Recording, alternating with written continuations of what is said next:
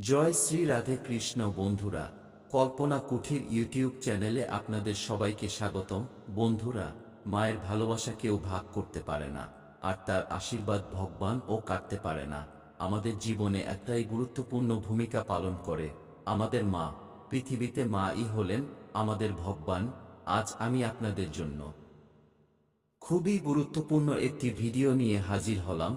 সন্তানের সাফল্যের জন্য মায়ের কোন উপায় করা উচিত, কারণ সন্তানদের সাফল্যের জন্য মাই সবচেয়ে বেশি চিন্তিত থাকেন। চলুন আপনার মূল্যবান সময় নষ্ট না করে ভিডিওটি শুরু করা যাক। কিন্তু তার আগে আপনি যদি প্রথমবার আমাদের চ্যানেলে এসে থাকেন, তাহলে অনুগ্রহ করে চ্যানেলটি সাবস্ক্রাইব করুন। বন্ধুরা, মা ঈশ্বরের আশীর্বাদ প্রাপ্ত হয়েছেন। তিনি তার সন্তানের সম্পর্কে যা কিছু ভাবেন, তাদের আশীর্বাদ করেন, তা সন্তানদের জন্য বরদান হয়ে ওঠে। মায়ের চেয়ে সন্তানদের ভালো আর কেউ ভাবতে পারে না। বাবাও সমান ভূমিকা পালন করে, কিন্তু মা ভগবানের কাছ থেকে আশীর্বাদ প্রাপ্ত এমন এক দেবী, যিনি আপনার জীবনে একজন অসাধারণ ব্যক্তিত্ব। তিনিই আপনাকে পৃথিবীতে এনেছেন। যিনি মায়ের আশীর্বাদ পান, তার কোনো কাজ নষ্ট হতে পারে না। যারা মায়ের আশীর্বাদ নিয়ে কাজে যায়, তাদের কাজে কখনো কোনো বাধা আসে না। সন্তান যদি বিরক্ত হয়, আঘাত পায়, হোঁচট খায়, মন খারাপ করে, তখন মায়ের মনে অশান্তি শুরু হয় যে নিশ্চয়ই কিছু অঘটন হয়েছে। যারা মায়ের কাছ থেকে দূরে থাকেন, তারা ভালোভাবে বুঝতে পারবেন কখনো না কখনো আপনার সাথে এমনটা হয়েছে। আপনি খুব সমস্যায় আছেন, আপনার মন অস্থির হয়ে উঠেছে, তখনই আপনি আপনার মায়ের কাছ থেকে ফোন পেয়েছেন। এমনটা নিশ্চয়ই আপনার সাথে ঘটেছে। এই জিনিসগুলো হলো ঈশ্বরের দ্বারা মাকে দেওয়া ঐশ্বরিক শক্তি। সেই কারণেই বলা হয়, সন্তানের জন্য উপরে অর্থাৎ স্বর্গে ঈশ্বর, এবং নিচে অর্থাৎ পৃথিবীতে মা। মায়ের আশীর্বাদ এতটাই শক্তিশালী যে সন্তানদের যে কোনো সমস্যা, চাকরি, পড়াশোনা, বিজনেস, বিবাহ, রোগ, ব্যাধি, মা পূজা পাঠের মাধ্যমে এইসব সমস্যার সমাধান করতে পারেন। বলে বোঝানোর দরকার নেই যে মায়ের মধ্যে কতটা শক্তি রয়েছে। আপনি নিজের মায়ের শক্তি সম্পর্কে জেনে থাকবেন। তাই বলা হয়, যাদের মা আছে তারা খুব ভাগ্যবান।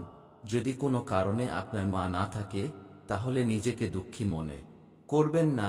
আপনার থেকে বড় কাউকে আপনি মা মনে করতে পারেন। হিন্দু শাস্ত্র মতে, মা না থাকলে বৌদিকে মায়ের সমান বলে মনে করা হয়, বড় দিদিকেও মায়ের সমান মনে করা হয়। বন্ধুরা, শাস্ত্র ও পুরাণে বলা হয়েছে, সন্তান যদি জীবনে এগিয়ে যেতে বাধার সম্মুখীন হন, তাহলে মাকে এগিয়ে আসতে হবে এবং সন্তানের সাফল্যের জন্য উপায় করতে হবে। আজকের ভিডিওতে আমরা মা বোনেদের জন্য দুটি উপায় বলবো। আপনি আপনারা সন্তানদের নামে সংকল্প নিয়ে সেগুলি করবেন। আপনি আপনার সন্তানদের যে কাজটি সম্পূর্ণ করার জন্য সংকল্প নেবেন, সেই কাজটি অবশ্যই সম্পূর্ণ হয়। তো চলুন জেনে নেওয়া যাক, সন্তানদের সাফল্যের জন্য মাকে কি কি উপায় করতে হবে। প্রথমত, যখনই দেখবেন আপনার সন্তান কোনো কাজে বারবার ব্যর্থ হচ্ছে, জীবনে উন্নতি করতে পারছে না, তখন আপনি মনে মনে সংকল্প করে নেবেন যে সন্তানের সাফল্যের জন্য আমাকে কিছু করতে হবে। সেই দিন থেকে 7 দিন আপনাকে এই সহজ উপায়টি করতে হবে। যে কোনো দিন থেকে শুরু করতে পারেন। আপনি আপনার সুবিধা মতন সময় বেছে নিতে পারে। এতে সময় বা দিনে তেমন গুরুত্ব নেই। আপনি কেবল মাথায় রাখবেন, আমি আমার সন্তানের সাফল্য চাই। আপনি আপনার সন্তানের সমস্যা অনুযায়ী সংকল্প নেবেন। সন্তান যদি লেখাপড়ায় ব্যর্থ হয়, সন্তান ভুল পথে যাচ্ছে, সন্তান আপনার উপদেশ মানছে না, সন্তান ব্যবসায় অগ্রগতি করতে পারছে না, সন্তান সব জায়গায় শুধু নিরাশ হচ্ছে, আপনার সন্তান পুত্র হোক বা কন্যা।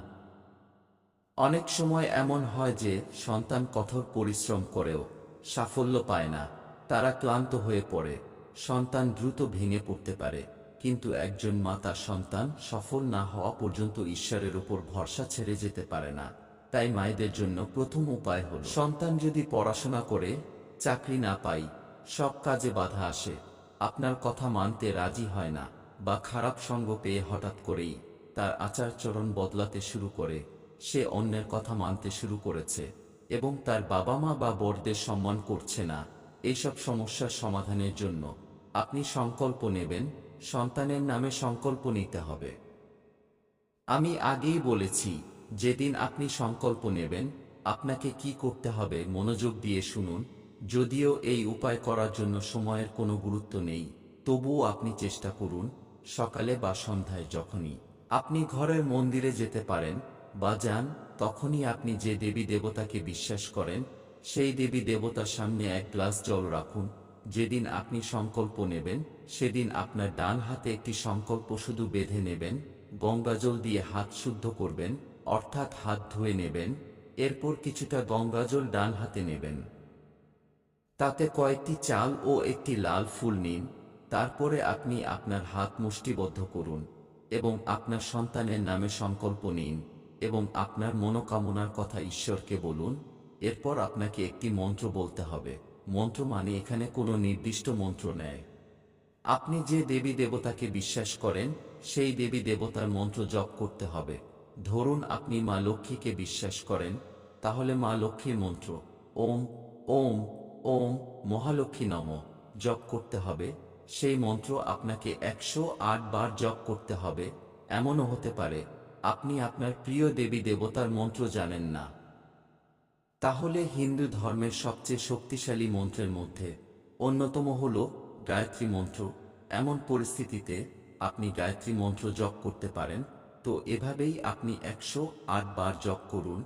108 বার জপ করার ফলে ভগবানের সামনে রাখা জল অভিমন্ত্রিত হয় যাবে। এরপর আপনি ভগবানকে প্রসাদ নিবেদন করুন এবং আপনার সংকল্পের কথা ভগবানকে বলুন। এরপর সেই জলও আপনি আপনার সন্তানকে পান করান। মাত্র 7 দিন এই কাজটি করতে পারলে চোখে পড়বে চমৎকার পরিবর্তন। সন্তানের ব্যবসা ভালো চলতে শুরু করবে, সন্তানের চাকরির সুযোগ আসবে, সন্তান আপনার কথা শুনতে শুরু করবে, সন্তানের সব কাজ ভালোভাবে সম্পূর্ণ হতে শুরু করবে। এতে কোনো তন্ত্র নেই, জাদুবিদ্যা নেই, এটা মা এবং সন্তানের ভালোবাসা। ঈশ্বরের কাছে প্রার্থনা করলেন এবং শিশুকে প্রসাদ দিলেন, তাতেই আপনার সন্তানের সব সমস্যা সমাধান হবে। এখন দ্বিতীয় উপায়টি জেনে নেওয়া যাক। অনেক সময় এমন হয় সন্তান ঋণে জড়িয়ে পড়ে এবং তাকে আর্থিক সমস্যায় পড়তে হয়, সন্তানের বিবাহে বাধা আসে বা তার বিবাহিত জীবনের সম্পর্কের মধ্যে ফাটল ধরে। এরকম পরিস্থিতিতে আপনাকে যা করতে হবে তা হলো আপনাকে এমন একটি ফল নিতে হবে যেন 7 দিন পর্যন্ত খারাপ না হয়। কারণ ওই উপায়টি আপনাকে 7 দিন ধরে করতে হবে। এমন পরিস্থিতিতে আপনি নারকেল নিতে পারেন। এরপর প্রথম উপায় যেভাবে বলেছিলাম সেভাবে আপনাকে ঘরের মন্দিরে যেতে হবে, গঙ্গাজল দিয়ে হাত শুদ্ধ করতে হবে। এবার আপনাকে জলের পাত্র রাখতে হবে না। এরপর আপনাকে আপনার ডান হাতে নারকেল নিতে হবে এবং তার উপর বাম হাত রাখতে হবে। এরপর আপনাকে শান্ত মনে ওম ওম এভাবে 108 বার বলতে হবে। আপনি মনে মনে 108 বার গুনতে পারবেন না, তাই আপনি 7 মিনিট ধরে এভাবে করুন এবং নারিকেলটি ঠাকুরের সামনে দিন এবং প্রার্থনা করুন, হে ঈশ্বর, আপনি আমার সন্তানের জীবন থেকে সব সমস্যা অবিলম্বে দূর করুন। মায়ের দ্বারা করা প্রার্থনা কখনো খালি যায় না। এভাবে 7 দিন করুন এবং 7ম দিনে এই নারকেল প্রসাদ হিসেবে আপনার সন্তানকে খাইয়ে দিন। এভাবে করলে নারকেলের মধ্যে দৈব শক্তি একত্রিত হবে, যার ফলে আপনার সন্তানের মধ্যে ইতিবাচক প্রভাব বাড়তে থাকবে এবং তার জীবনের প্রতিটি সমস্যা একে একে দূর হয়ে যাবে। তো বন্ধুরা, আমাদের ভিডিওটি কেমন লাগলো অবশ্যই কমেন্ট করে জানাবেন এবং আমাদের চ্যানেলটি সাবস্ক্রাইব করে আমাদের পাশে থাকবেন। আর ভিডিওটি ভালো লাগলে অবশ্যই লাইক, কমেন্ট, শেয়ার করবেন। ধন্যবাদ, ভালো থাকবেন।